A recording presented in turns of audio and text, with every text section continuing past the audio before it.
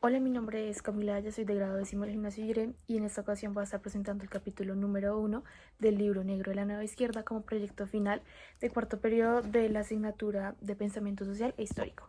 En este capítulo llamado Del marxismo al postmarxismo vamos a estar hablando sobre lo que Agustín Laje, que es el escritor de la primera parte del libro, nos quiere hablar, nos menciona al respecto de cómo la teoría total de la nueva izquierda, o bueno, del neomarxismo, también se le conoce a la nueva izquierda como neomarxismo, cómo toda esa teoría se basa, se centra en lo que en su momento pues el marxismo también quería comunicar, cuáles eran sus teorías, cómo fue su praxis, cuáles eran sus postulados, sus ideales, todo. Entonces, para comprender mejor eso, ya que pues es un tema muy extenso, vamos a estar hablando por apartados, al igual que lo hace Agustín en el libro. Entonces, tenemos 5 apartados súper importantes y vamos a comenzar hablando por el primero, que se titula Marx y Engels. Para comenzar hablando sobre este tema, debemos tener claro quiénes fueron estos dos personajes. Marx y Engels fueron dos pensadores del siglo XIX, los cuales son conocidos por ser como los padres del materialismo dialéctico, que ya estaremos hablando más adelante de ello, del socialismo científico y del marxismo.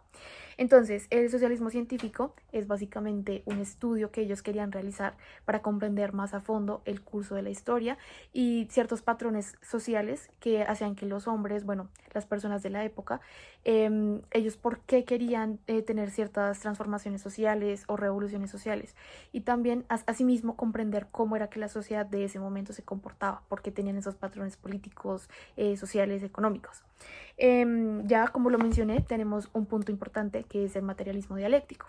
Estos dos pensadores son conocidos por ser hegelianos. El término hegeliano se refiere a que seguían los patrones de pensamiento de Hegel. Hegel era un pensador que en su época tenía como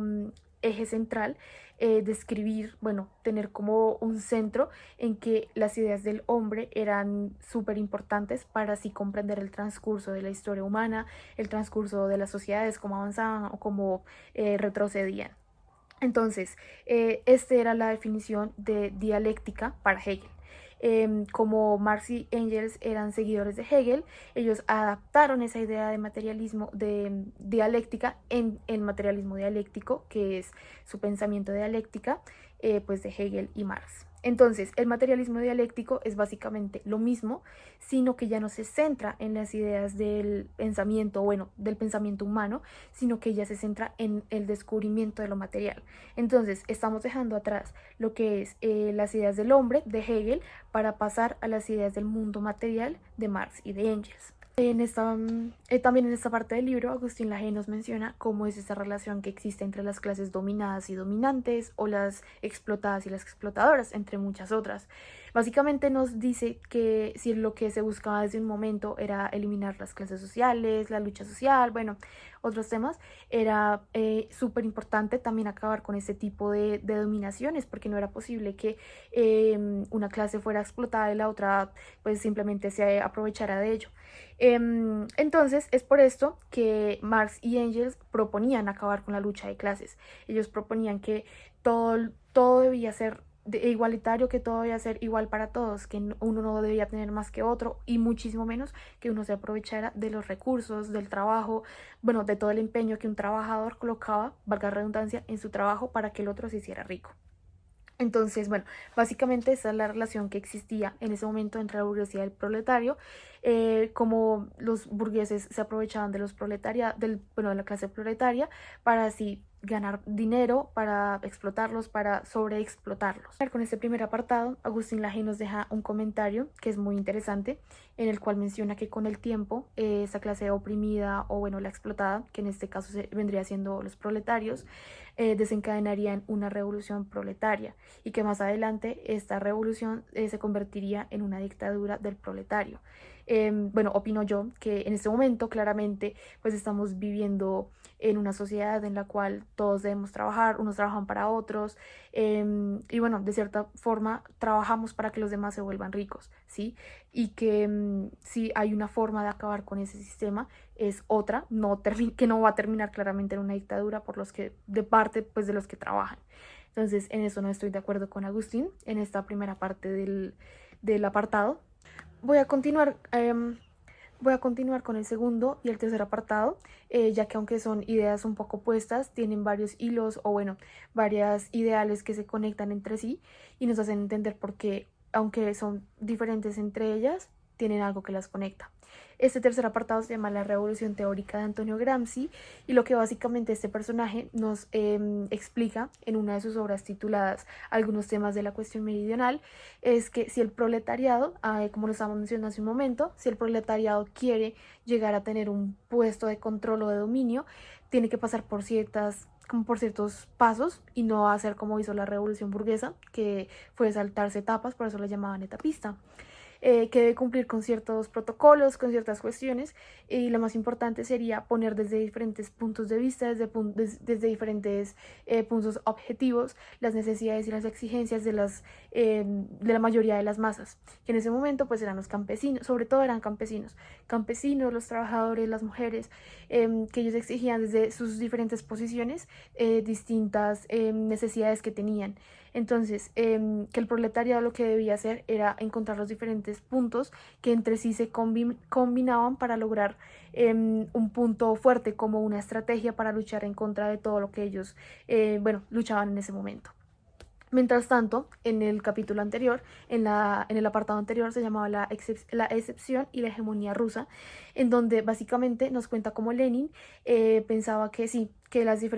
todas las clases se deberían juntar, pero que al momento de ir a pelear o de ir a luchar se tenían que separar, como nos unimos, pero ya para separar, no, tú por tu lado, yo por el mío, y eso no tenía que ser así. Bueno, ya para ir finalizando, voy a hablar un poco sobre el cuarto apartado que se titula El postmarxismo de Chantal Mouffe y Ernesto Laclau. Entonces, básicamente en este apartado, los dos teóricos argentinos nos hablan un poco sobre qué pasaría si se radicalizara la nueva izquierda y también, bueno, algunas de sus ideas respecto a lo que pasó con el marxismo, bueno, lo que llamamos como postmarxismo. Bueno, hay que tener en cuenta que los dos puntos de vista son un poco distintos, diferentes, ya que, bueno, Ernesto es un filósofo que ha incurrido en temas de logística, salud pública, economía, política, mientras que Chantal, bueno, ella fue educada mediante la democracia griega, muchas cosas sobre la antigua Grecia, bueno, ella ha tenido más otros tipos otro tipo de educación, otro tipo de pensamiento, por ende otros tipos de ideales. Justamente Chantal, citándola, ella nos dice brevemente, nos menciona que si la nueva izquierda llegase a radicalizarse, que ya está a favor de la radicalización, lo que sucedería es que, bueno, ellos van a llegar que deje a un límite, va a llegar a un límite, pero ese límite no puede sobrepasar lo que es bueno para una sociedad, como para el bien común. Mientras que si ese límite llegase a ser rebosado, entonces no se tiene que acabar con la nueva izquierda. O sea, como ya la acabamos porque la acabamos, no hay otro punto, se acaba porque se acaba, no. Sino que tiene que haber más otro tipo, como otra injerencia externa en la que se transforme ese pensamiento, se transforme ese ideal completamente. Eso es lo que ella dice, que no se tiene que destruir, sino que se tiene que transformar para llegar a un nuevo consenso, para crear unas nuevas posiciones políticas. Y bueno, básicamente lo que Ernesto dice es que con todo, en vista de todo lo que sucede con el proletariado, todo esto, eso es lo que va a terminar sucediendo, que la nueva izquierda va a dejar sus ideales pasados, bueno, con los que se ha venido creciendo, los va a dejar de lado y va a comenzar a tener otros nuevos, otro tipo de injerencia de parte de otros factores que sean ya más relacionados a la educación, a la salud, bueno, todo lo dicen ellos respecto a su punto de vista